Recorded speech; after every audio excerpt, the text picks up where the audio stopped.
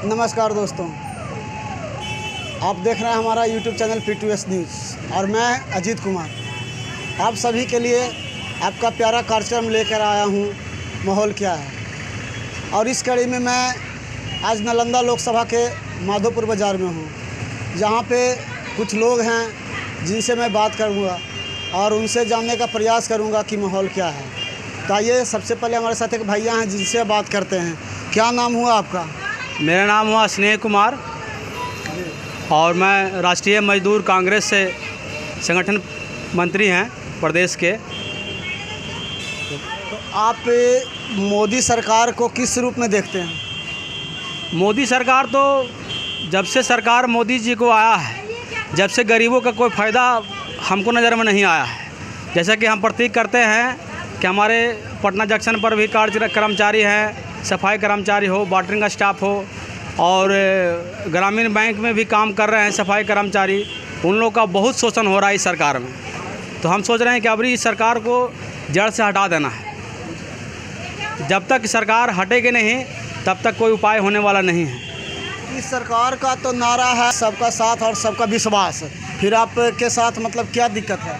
देखिए, इस सरकार में यह है कि जितना भी भारत के जितना भी मजदूर है, मजदूर कोई भी खुश सरकार से नहीं है।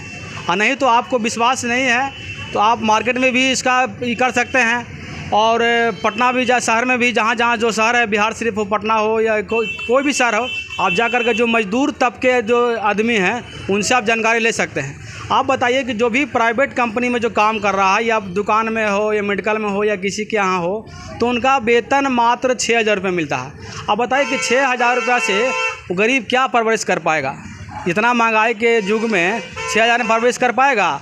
नहीं कर पाएगा। दक्षिण बिहार ग्रामीण बैंक में जो सफाई कर्मचारी है उनका पेमेंट मात्र 3200 रुपया है, और उनका 8 घंटा ड्यूटी है। सवेरे 9 बजे से शाम 5 बजे तक ड्यूटी करने के बावजूद भी उनका वेतन 3200 रुपये होता है। तो ये मोदी जी कौन कैटेगरी से वेतन 3200 रुपये दे रहे हैं? बताइए। आप सरकार से क्या चाहते हैं? हम सरकार से यही चाहते हैं कि सरकार निजीकरण करे। निजीकरण करते हैं, हम माना नहीं करते सरकार को। निजीकरण करने से ठीक है, वह अच्छा काम हो रहा है, लेकिन निजीकरण करने के बावजूद भी उनका जो न्यूनतम मजदूरी है, जो उसका वास्तविक पेमेंट है, वो मजदूर को कम से कम सरकार दे। धरातल पर उतरे सरकार, और सरकार अपने अधिकारियों को धरातल पर उतारे और जांच करे कि हमारे जो सफाई कर्मचारी हो या वाटरिंग हो या रेल में जितना भी कर्मचारी हो, उनको कम से कम न्यूनतम मजदूरी मिलना चाहिए। तो सरकार तो कहती है कि हम मजदूरों को न्यूनतम मजदूरी देते हैं। हाँ, नहीं, सरकार तो कहती है, ठीक है, सरकार को हम मानते हैं कि सरकार कहती है, लेकिन सरकार इस पर देखता ना है। सरकार वहाँ से तो मोदी जी बोल दें कि हम इतना वंदे मातरम ट्रेन चला रहे हैं, एक से एक ट्रेन भारत चला रहे हैं, राजधानी चला रहे हैं, तेजस्वी चला रहे हैं, लेकिन जो राजधानी ट्रेन चला रहे हैं, तेजस्वी राजधानी ट्रेन चला रहे हैं, उसमें जो कार्य कर रहा है, कोच अटेंडेंट हो या एसी मैकेनिक हो, उनके बारे में कभी मोदी जानकारी लेने का प्रयास किए हैं कि उनका तनख्वाह क्या है, कितना रो रहा है, नहीं रो रहा है? जो मात्र 9,000 रुपया में से आप ही बताइए, आप 9,000 रुपये में इस महंगाई में वो बच्चा पढ़ सकता है, रूम रेंट दे सकता है? 35-40 रुपये चावल हो गया है, 3,000-4,000 रुपये रेंट लगता है पटना में, कैसे काम करेगा बताइए? आप एक तरफ कहते हैं कि मोदी सरकार काम नहीं कर रही है, दूसरी तरफ सरकार का नारा इस बार 400 पार। क्या कहें? 400 पार तो वो अपने मन से कह देना, तो हमू कहते हैं कि ना भाई हमू है जो बड़का आदमी हो रहे हैं, तो कहने से ना होगा। ये तो अबरी हम कह रहे हैं कि बिहार में 39 सीट है ना, 39 में से मुश्किल ठीक है 40 सीट है। अगला बार 39 सीट लेकर आए थे, लेकिन ये संभव नहीं है। अबरी उनका जहानाबाद जा रहा है, गया जा रहा है, नवादा जा रहा है, जमुई जा रहा है। ये सब जो सीट है ना, जो अखंड रिजल्ट हम दे दिए, कि रिजल्ट ख़त्म हो गया। या जहानाबाद से कौन चंद्रवंशी जी हैं, वो भी अबरी जा रहे हैं, कोई उपाय नहीं उनका नहीं है। अबरी जो वहाँ वर्कर करने गए थे, उनका इतना मतलब कि हालत ख़राब है कि हम क्या कहें।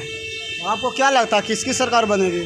सरकार अबरी महागठबंधन की बनेगी, कांग्रेस की बनेगी, इसमें कोई दुमत राय नहीं है। यदि कांग्रेस बीजेपी आती भी है तो ईवीएम को हैक कर लेगा, ईवीएम को हैक करके सब सरकार तो बनाना है, जिसका लाठी उसका भैंस, इसमें कोई हम नहीं कर सकते हैं। लेकिन यदि वास्तविकता चुनाव होता है तो कांग्रेस अबरी जीतेगी।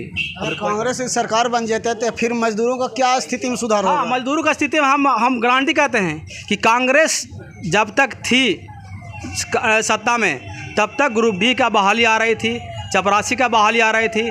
लेकिन आज तक जब से मोदी सरकार आए हैं देश में, जब से ग्रुप डी का बहाली बंद हो गया है, करीबन 10 साल से ऊपर हो गया है, आखिर चपरासी का बहाली भी निकालना बंद हो गया है। अब बताइए कि चपरासी का बहाली कौन करता है? गरीब मजदूर, अति पिछड़ा, जो गरीब मजदूर है, जो कम पढ़ा लिखा है, मैट्रिक पास है, तब तक उसका चपरासी भी नौकरी भी हो जाए, ड्राइवर हो या प्यून हो, तो वो अपना जीवन सबका चला सकता है।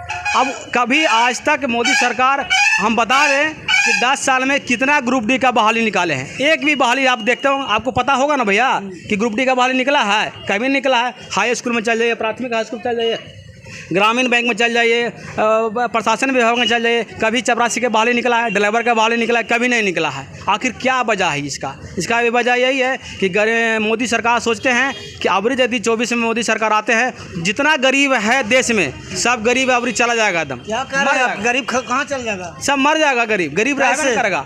अब आप सोच सकते हैं कि 3200 रुपये में वो क्या करेगा? 3200 रुपये में तो वो चोरी नहीं करेगा जी, या तो बैंक में चोरी करे, या तो कहीं दूसरा गोली मारे, या डकैती करे। बिना 3200 रुपये में पेटे नहीं भरेगा तो क्या करेगा? बताए, पकौड़ा तलेगा? पकौड़ो अखनी में रोड पर नहीं बिक रहा है।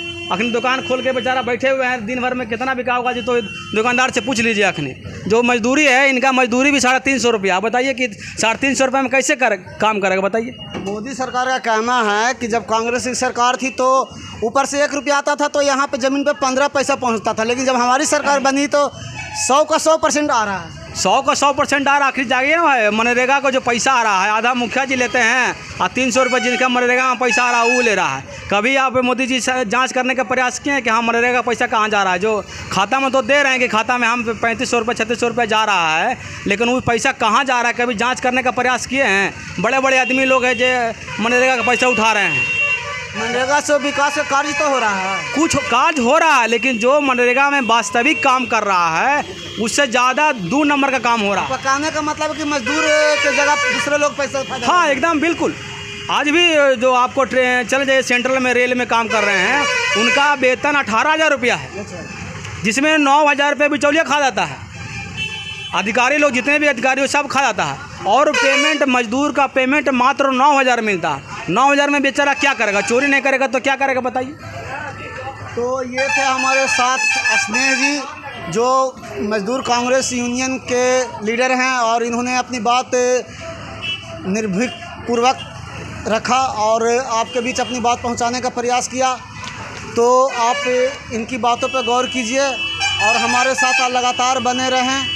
और हमारे चैनल आपको कैसे लगते हैं इसके बारे में आप हमारे चैनल के कमेंट बॉक्स में जाकर कमेंट ज़रूर करें, और इस तरीक़ा के कार्यक्रम आगे भी आपको हम दिखाते रहेंगे। धन्यवाद।